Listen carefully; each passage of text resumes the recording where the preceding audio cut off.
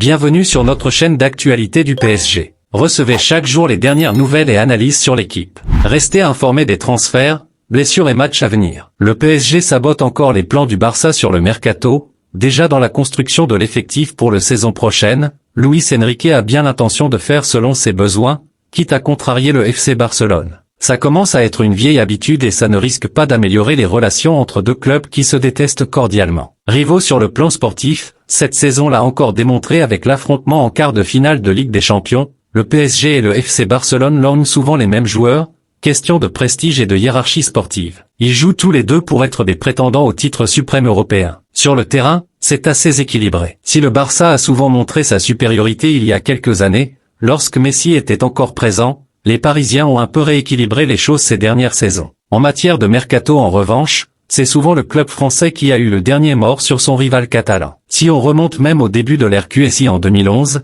Thiago Silva, 2013, Marquinhos, 2016, Verratti, 2017, et Rabiot, 2019, ont tous été proches à un moment de rejoindre les culés. C'est toujours la guerre entre le PSG et le Barça. Le PSG a toujours dit non, quitte à faire une croix sur une indemnité de transfert comme ce fut le cas pour le milieu de terrain français cité. Grâce à des moyens supérieurs, les Franciliens sont parvenus à avoir le dernier mot, et même à aller piocher à Barcelone. Le jeune Kéruisé, plus récemment, Arnaud Tenin ont débarqué en France, mais c'est bien la venue de Léo Messi qui a fait le plus mal au Barça, lui dont il est le meilleur joueur de l'histoire du club. L'histoire se répète à nouveau cet été avec le Xavi Simons, 21 ans, cette fois. Ancien du Barça lui aussi, le milieu de terrain néerlandais brille à Leipzig où il est prêté par le PSG. Luis Enrique et Luis Campos veulent le faire revenir dans la capitale pour l'intégrer à l'effectif. Le principal intéressé hésite et pourrait à nouveau être prêté là où il le souhaite. Mais pour Sport, une destination ne sera pas disponible, le Barça. La raison, les mauvaises relations entre les deux clubs tout simplement. Le PSG reçoit une offre dingue pour Kolo Muani,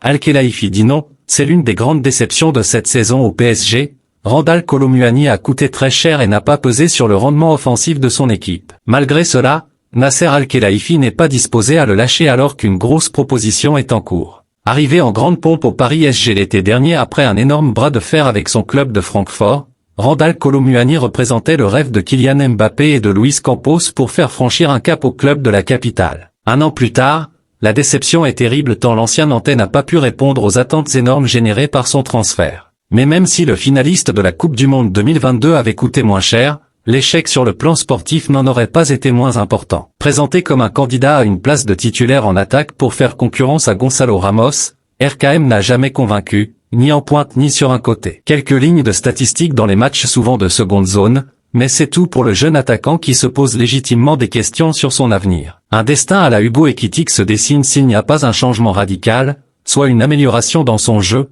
soit un départ cet été. Dortmund prêt à mettre 50 000 et cette solution commence à apparaître comme viable selon l'équipe, qui souligne que la priorité du PSG est de donner sa chance à Kolo Muani pour une deuxième saison. Mais la possibilité de limiter la casse pour un joueur qui a coûté 90 millions d'euros entre aussi en ligne de compte. Et le Borussia Dortmund compte bien en profiter. Le club allemand, certainement plus impressionné par le potentiel du joueur aperçu en Bundesliga que lors de cette saison en France, est prêt à demander un prêt avec option d'achat pour récupérer l'ex-Canari. L'équipe précise même que le club de la Ruhr envisage, en cas de besoin, de faire une offre de transfert pouvant aller jusqu'à 50 millions d'euros, soit le plus gros transfert de son histoire, et une porte de sortie pour limiter la casse pour le PSG. Le club parisien reste pour le moment sur sa ligne de conduite, en assurant que Luis Enrique fera confiance à Kolo Muani la saison prochaine et que Nasser Al-Khelaifi en fait une question de principe et ne veut pas le vendre. Mais avec le départ de Kylian Mbappé, l'attaque du Paris SG sera attendue au tournant, et il sera compliqué d'espérer sagement que tout le monde trouve ses marques en début de saison. De quoi céder à la tentation d'un gros transfert permettant d'amener du sang neuf devant. Bradley Barcola a fait passer un sacré message à Didier Deschamps, excellent face à l'OGC Nice hier lors de la victoire du PSG,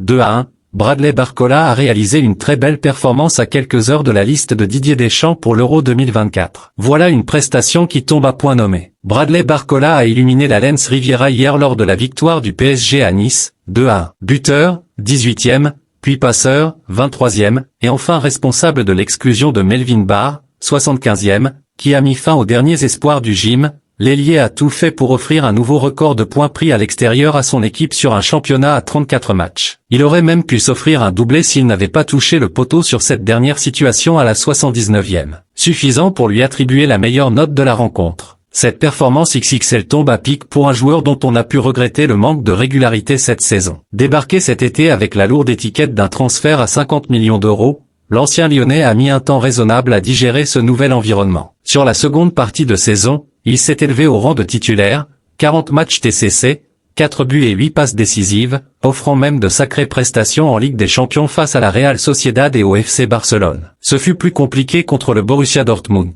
Il est dans le viseur de Deschamps. Il faut comprendre que le parcours de formation d'un joueur n'est pas linéaire, il y a des hauts et des bas. Bradley a montré depuis le début de la saison qu'il est prêt à jouer au plus haut niveau. Aujourd'hui, il a fait un match superbe en attaque et en défense, analysait Luis Enrique hier après la rencontre. Sans ses acolytes Mbappé et Dembélé, officiellement blessés, Barcola était attendu comme le fer de lance de l'attaque du PSG hier. Il ne s'est pas loupé à la veille de l'annonce de la liste de Didier Deschamps pour l'Euro. En ballottage avec Moussa Diaby pour être 25e ou 26e homme, le joueur de 21 ans avait loupé le rassemblement de mars, le dernier avant le rendez-vous en Allemagne. De quoi nourrir une certaine déception vite gommée par ses performances en C1 et la dernière déclaration du sélectionneur à son sujet. Ce n'est pas parce que je n'ai pas l'habitude d'appeler en phase finale des joueurs que je n'ai pas retenu avant que je vais m'en priver. En mars, Moussa Diaby était présent. Il était déjà venu avec nous et réalisait des choses intéressantes avec Aston Villa. C'était également le cas de Bradley avec le PSG, mais c'était plus récent et ça demandait confirmation. Depuis mars,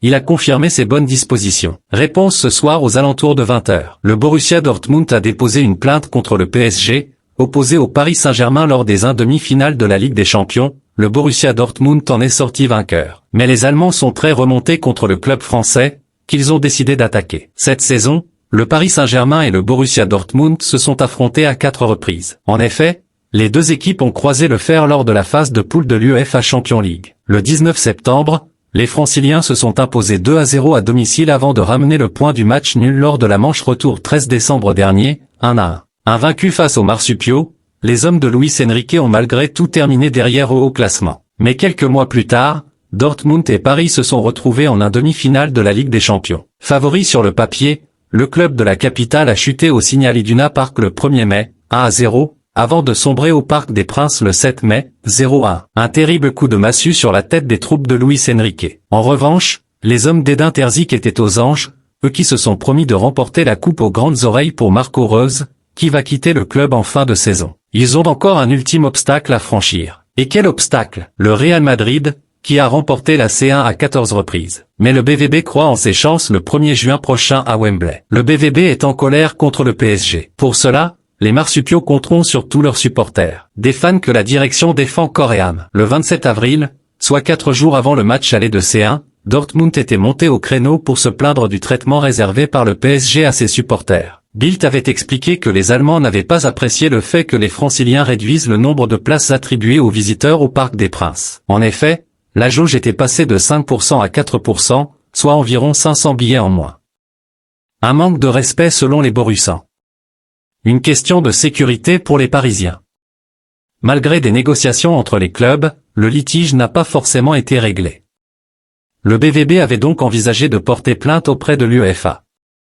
Un peu plus d'une semaine après sa qualification, le club allemand a décidé de passer à l'acte. Bild explique que le Borussia Dortmund en a eu ras-le-bol et a porté plainte contre le PSG auprès de l'association Football Supporters Europe, qui travaille officiellement avec l'UEFA et compte des membres issus de 48 pays membres de l'UEFA. Les Allemands sont passés à l'acte. Le média allemand détaille les raisons de ce choix.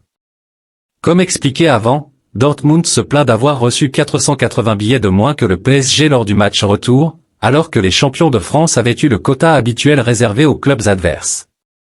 Alors que Paris avait évoqué des questions de sécurité et une volonté des autorités, les enquêtes menées par le BVB ont visiblement prouvé que cela était faux. De plus, le PSG a interdit aux fans allemands d'avoir des banderoles. Cela a énormément perturbé et agacé les Marsupiaux. Enfin, les instructions du capot du PSG ou encore les chants parisiens ont été diffusés dans les haut-parleurs de tout le stade, y compris dans le bloc allemand. Pour toutes ces raisons, le BVB a décidé d'attaquer Paris. Le FSE a déjà informé le Borussia qu'il souhaitait imposer des sanctions, a précisé Bild. Il reste à savoir quelles seront les possibles sanctions, si sanctions il y a bien évidemment. Opposés 4 fois cette saison sur le rectangle vert, le Borussia Dortmund et le Paris Saint-Germain vont disputer un 5e match bien différent. Surprise pour remplacer Mbappé, le PSG sème la panique dans un club en quête de renforts offensifs en vue de remplacer Kylian Mbappé la saison prochaine. Le PSG s'intéresserait notamment à Jean-Philippe Mateta. Une situation qui sèmerait un vent de panique du côté de Crystal Palace qui s'apprête déjà à perdre plusieurs joueurs majeurs de son effectif cet été. Cet été, le PSG va se mettre en quête d'un nouvel attaquant pour remplacer Kylian Mbappé, dont le départ est désormais officiel. Plusieurs pistes sont évidemment à l'étude, sans qu'aucune ne se dégage de manière très concrète pour le moment. Et une nouvelle vient d'ailleurs d'être révélée. Le PSG s'intéresse à Mateta. En effet, selon les informations du SUN, le PSG s'intéresserait à Jean-Philippe Mateta, l'une des révélations de la saison avec Crystal Palace. Auteur de 13 buts en Premier League ainsi que 4 passes décisives, l'attaquant de 26 ans impressionne du côté de l'Angleterre, au point de susciter l'intérêt inattendu du club de la capitale. Panique à Crystal Palace. Une situation qui inquiéterait d'ailleurs la direction de Crystal Palace. Et pour cause, les Eagles s'apprêtent à vivre un mercato très compliqué puisque 3 de leurs meilleurs joueurs sont déjà très convoités et pourraient partir, à savoir les 2 milieux offensifs Adam Wharton et Eberechi ainsi que l'ailier français Michael Olise. Par conséquent, si en plus Jean-Philippe Mateta venait à partir, l'effectif de Crystal Palace serait très sérieusement amoindri. Restez connectés pour ne rien manquer de l'actualité passionnante du Paris Saint-Germain. Abonnez-vous à notre chaîne pour continuer à suivre les dernières informations, les analyses approfondies et les développements passionnants concernant le club. Merci d'avoir regardé et à bientôt pour plus de contenu sur le PSG.